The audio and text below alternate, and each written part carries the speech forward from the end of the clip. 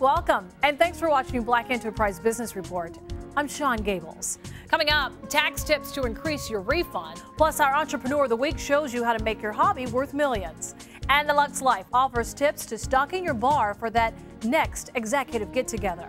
But first, our power player is taking his city from crime capital of America to a thriving leader in economic development. Here's how he's transforming his metropolis. Welcome to Newark, New Jersey, a city of almost 300,000 with a storied history of crime, poverty, and political turmoil. But its mayor, Cory says there's no place he'd rather be. This is not something that I'm doing for the money. It's not something that I'm going to even want to do for my lifetime, frankly, right now. But it fulfills my greatest dream and aspiration, which is not to get wealthy here, which is not to enrich my friends, but it's to prove to this country what is possible in American inner cities.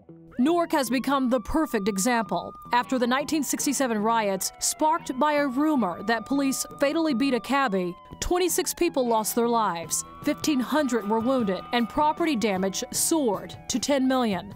Within 1 year, nearly 700 businesses closed, an estimated 250,000 residents moved, property values plummeted, and unemployment rates topped 25%. Before Cory Booker, good stuff was happening, but it was happening in a balkanized, sort of fragmented way. What Cory was able to do is sort of bring vision. Fast forward to 2006, Newark's rebirth and sweeping economic changes are taking shape. Cory Booker's first steps? Rebuilding the city's image. We're taking on difficult problems like gangs and violence. So I want to make every person in the city of Newark as safe as their mayor is, who has constant around-the-clock security. But crime continues to top headlines. In 2007, 3 innocent college-bound students were murdered in Newark, execution style. A 4th was left for dead. Booker appointed a new police chief and began tackling unemployment and job training. We brought a police director in who's a real genius, just a great manager, a good police officer, in seeing things that we were doing wrong and shifting personnel resources in different ways that yielded us better results, creating new task forces. We were able to create win-wins with Cablevision, PSE&G, Verizon, Continental, and then smaller companies as well, to the tune of over 4,000 jobs that were already here, but were not necessarily going to the people that were living in the city of Newark. Booker also formed the Brick City Development Corporation. We are the city's economic development corporation, formed and funded by the Booker administration, with overall responsibility for business attraction, real estate development, small minority business development. And we recently sought and received funding to start a convention visitors bureau. You know, right now we have not only great developers coming here, but we sort of got the sexy developers coming as well. You got Shaquille O'Neal doing a 25-story building here in the city of Newark that BCDC has been negotiating, working on. You have Tiki Barber, who's working to do workforce housing in the city of Newark that BCDC has been working on, and even Bon Jovi is doing some affordable housing in our city. So BCDC is working on some of these bigger projects that create hundreds of jobs in construction, but also ongoing retail jobs and opportunities for the residents of the city of Newark. We just cut the ribbon on this a couple weeks ago. You'll see when you look at it, the ground floor is live workspace. So the expectation is that you'll have some small shopkeepers, some studio, some folks who are doing some artistic work along with the cultural district.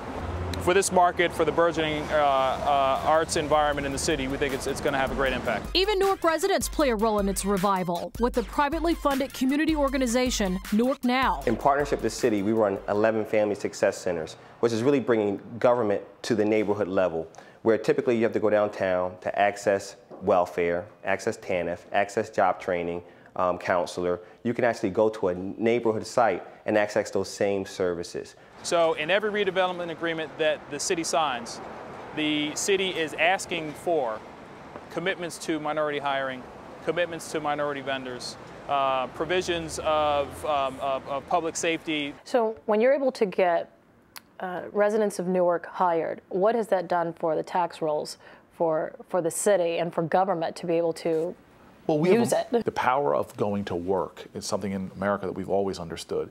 It gives personal dignity. It gives community strength. people put more money in churches, in the collection plate of churches, they're doing more things. It drives a dynamism. But transition does not come without criticism. I get it a lot, so I feel like I take it well. Some say Booker is the antithesis of the former 5-term mayor, Sharp James, who was convicted of 5 counts of fraud by a federal jury earlier in 2008. Is there anything that you can learn from him that is positive, or when he's out of jail, is there a way that it could bridge some healing in the city between his camp that was like anti-Cory? All people are mountain ranges. We all have peaks and we all have valleys, and he had some pretty astounding peaks. He was a great mayor in some ways. He had some pretty horrible valleys, in my opinion. To say he made no positive contributions to this office and to the city would be ridiculous. And I've seen men come out of prison even more focused on using their lives to help and empower others, recognizing what they've done. So I look to embrace him and anything he wants to do to help the city of Newark. Last question.